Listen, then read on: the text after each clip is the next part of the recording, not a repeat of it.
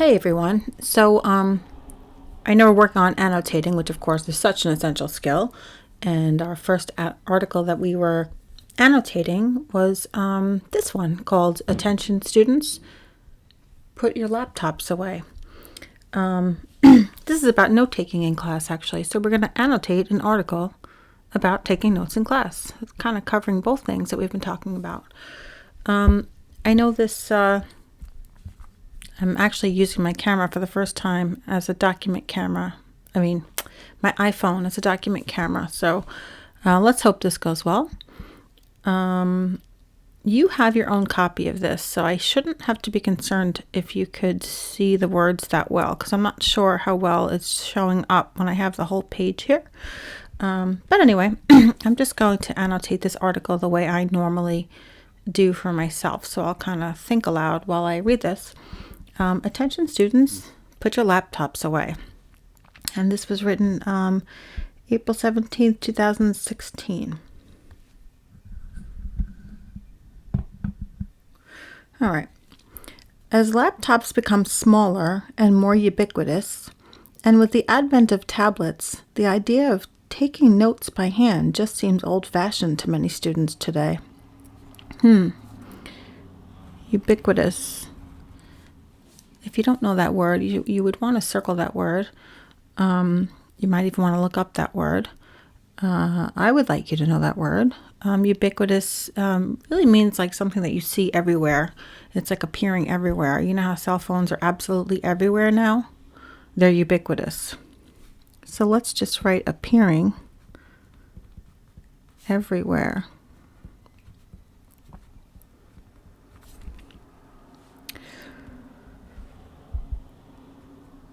The idea of taking notes by hand just seems old-fashioned to many students today. Typing your notes is faster, especially in college. People usually are sitting there with their laptops typing their notes, as you can see in this picture. Typing your notes is faster, which comes in handy when there's a lot of information to take down. But it turns out there are still advantages to doing things the old-fashioned way. Aha! So I guess this article is going to focus on some of the advantages of taking notes, by writing instead of typing in your computer, right? So this is your little introduction paragraph, and we get a sense that they're going to be talking about advantages. Advantages of notes.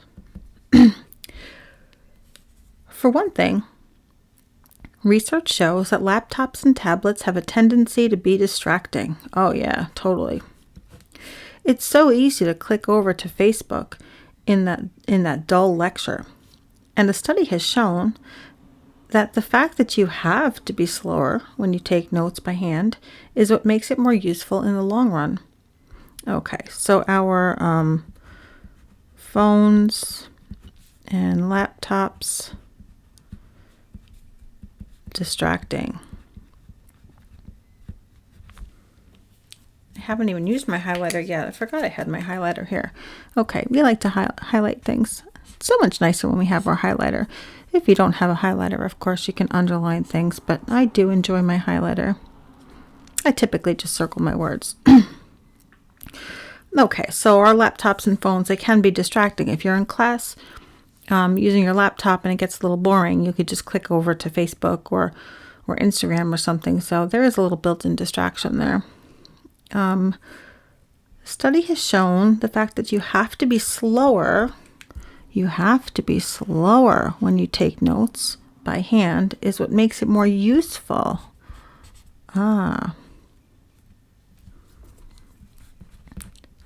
Slower by hand equals good. Okay. In the study, published in Psychological Science, Pam A. Muller of Princeton University and Daniel M. Oppenheimer of the University of California, Los Angeles, sought to test how note-taking by hand or by computer affects learning. All right, so there's a study. This is where we start talking about the study, research. What are they studying? They want to test how note-taking by hand or by computer affects learning. So which one's better? By hand or by computer? How does it affect learning? Here's a quote. When people type their notes, they have this tendency to try to take verbatim notes. Oh, if you type your notes, you often take verbatim notes and write down as much of the lecture as they can. Verbatim? That means word for word. So what they're saying is if you're typing, a lot of times people end up trying to type everything they hear. Just every single word the professor says, they're trying to type it as fast as they can. Mueller tells NPR's Rachel Martin, hey, NPR, National Public Radio, just like when we listen to those Tiny Desk concerts, they're talking about our little NPR. Here's another quote. The students who were taking longhand notes, right, people who were writing, in our studies were forced to be more selective. Ooh, you have to be more selective. You can't write every single thing. You have to decide what to write because you can't write as fast as you type. All right, so by hand, have to be choosy. I'm going to guess that they're going to say you have to paraphrase. If I can't write down everything the professor said, I have to listen for the most important things or paraphrase what they are saying. That's what I get out of this. And that extra processing, ooh, that's true. If you have to paraphrase something, you are processing the information. And that extra processing of the, let's turn this over. Extra processing of the material, Mueller and Oppenheimer cited that note-taking, looks like something's missing. Note-taking can be categorized two ways. Note-taking can be categorized two ways. So there's two ways to look at it. All right, here they are. Generative and non-generative. One is generative and two is non-generative, which let's see if they tell us what that means. Generative note-taking, they're defining it here. I'm going to put a box around this one. They're actually going to define a new term for me. Generative note-taking pertains to summarizing, paraphrasing, concept mapping. All right, so generative notes are when you're actually summarizing and paraphrasing, not writing exactly what they say. While non-generative, here's another term, note-taking involves copying something verbatim. All right, these seem important, honestly. I tend to put what I think is important separately, even if I just highlighted it. That's what I do. Generative is when you're taking notes and you're actually paraphrasing or summarizing. That sounds like the better one where you're actually thinking, doesn't it? Non-generative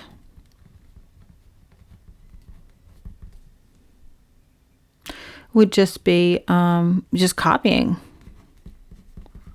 verbatim. That's word for word.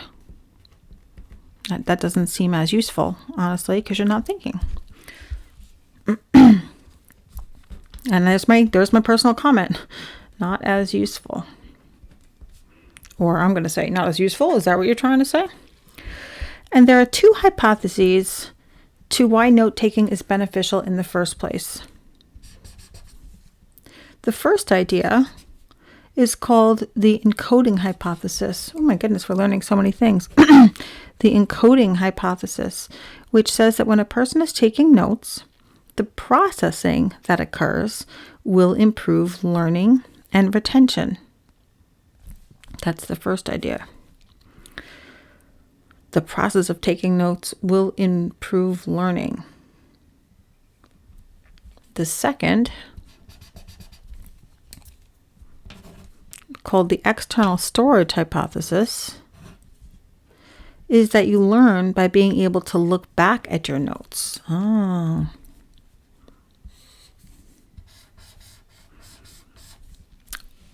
Of other people. So encoding is one hypothesis. Encoding is that you process information and you learn as you take notes. Learn as take notes because you're thinking about it. Let's see, the external storage one. That sounds like just copy notes to have them for later.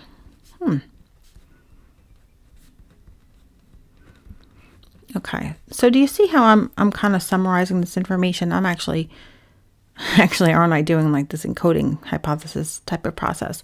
I'm just taking what they're telling me, I'm thinking about what they're trying to tell me, and then I'm putting notes in the margin, right? So I learned about encoding hypothesis, which is like you're processing the information and thinking as you go. Then there's an external storage hypothesis where you're really just copying as many notes as you can so that you actually have a lot of notes to look back on. Okay, and there's no test on this. This is just an example of thinking through and annotating your information. If I had to study for this, if I was having a test on this, I'd have some really cool stuff to help me study, wouldn't I? Or if I had to write an essay about this. Because people can type faster than they write, using a laptop will make people more likely to try to transcribe everything they're hearing. That's what we said earlier, right? People type faster and they try to transcribe. They really try to type things verbatim, right? That's what they said before. They're repeating it. So on the one hand, Mueller and Oppenheimer were faced with the question of whether the benefits of being able to look at your more complete transcribed notes on a laptop outweigh the drawbacks of not processing the information. So which is better? I'm going to write that. This is the question that they are studying. Which is better? A lot of notes and not processing, not thinking about it? Or thinking, processing with fewer notes? Are you better off having fewer notes, but you thought about it and paraphrased it? Or is it better to have lots and lots and lots of notes? Okay, that was what they decided they were going to study. On the other hand, when writing longhand, you process the information better, but have less to look back at. Okay, so we said that here. For their first study, they took university students. Okay, so the study was done on university students, the standard guinea pig of psychology.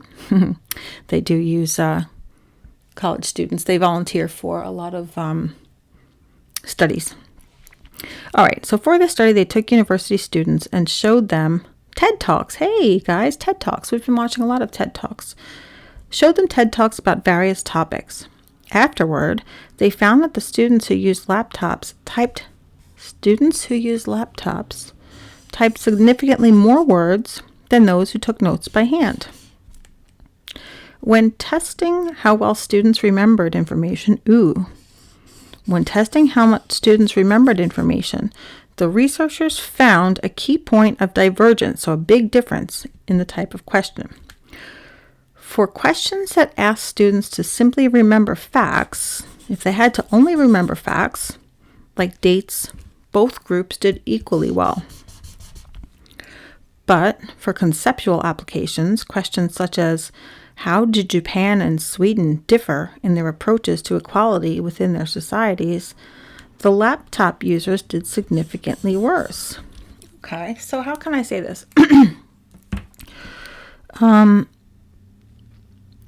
To just recall basic facts, both did equally well. All right. To just recall facts, both of those groups, people who typed and people who took longhand notes, they did equally well in remembering facts. But they said for understanding concepts, the longhand did much better. Interesting. Okay, so I'm just summarizing what I learned in here in my margin. For understanding concepts, longhand, the students who took notes by longhand did much better.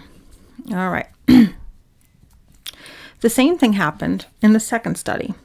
Now, that was the first study, and they were college students. The same thing happened in the second study.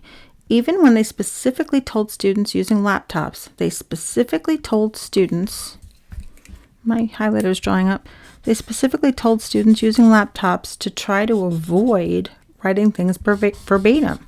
Okay, guys, don't type everything you hear. That's what they were told. Here's a quote. Even when we told people they shouldn't be taking these verbatim notes, they were not able to overcome the instinct. Oh, okay. Mueller said, the more words the students copied verbatim, the worse they performed on the recall tests. All right, so the typing students can't help but take verbatim notes. They can't stop themselves.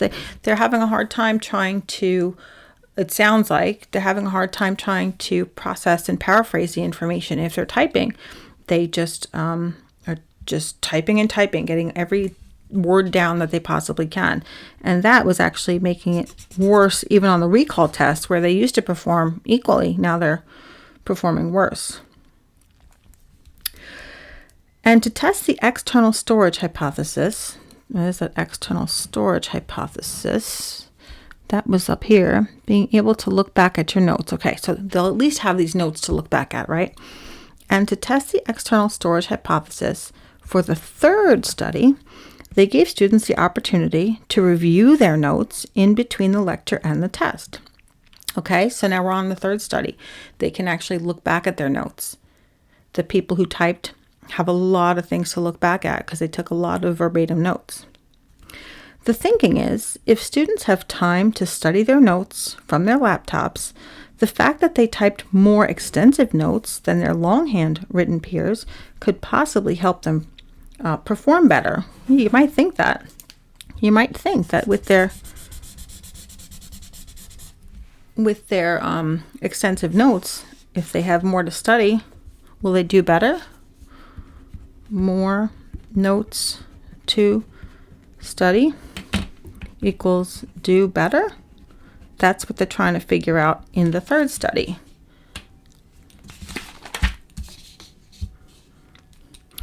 But the students taking notes by hand still performed better. Ooh, that's a good study. And even still, this is a big deal. Longhand, people taking notes by hand, still did better. Even if they were able to go back and study their notes. They didn't have as many notes, but they still performed better. Here's a quote. This is suggested evidence that longhand notes may have superior external storage as well as superior encoding functions. Wow. I love to comment my personal comments in the margin. That is significant.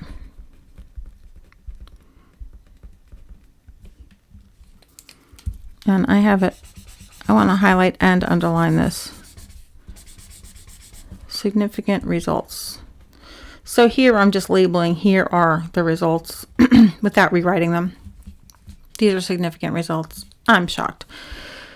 Do studies like this mean wise college students will start migrating back to notebooks? Here's a quote. I think it is a hard sell to get people to go back to pen and paper, Mueller says, but they're developing lots of technologies now, like LiveScribe and various stylus and tablet technologies that are getting better and better. And I think that will be sort of an easier sell to college students and people of that generation. What do I want to say? This is how they're concluding the article. I'm actually not that thrilled with the conclusion of the article. I mean, they're kind of avoiding the question, you know? It sounds like students really want to have... Students seem to want a lot of notes. And technology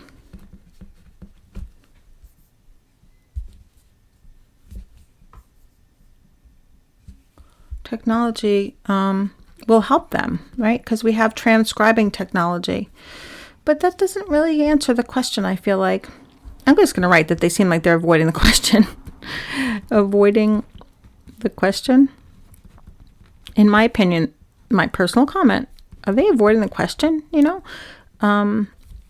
because I feel like there's another problem. If we just start to switch over to like transcribing notes, if you have technology that is going to copy down all the notes that the professor says, then you don't have that processing happening at all, which is proven up here that longhand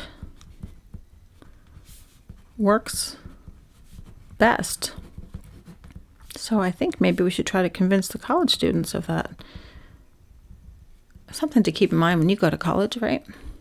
So anyway, this was a good example of annotating a text.